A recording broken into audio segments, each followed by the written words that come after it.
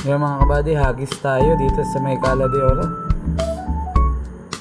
Set up nga pala natin dyan yung Kapong 702. Yung lure natin gamit, yung legendary natin na 5 grams. Yung lagi-lagi natin ginagamit. Yan. Hagis, yan. Kas lang.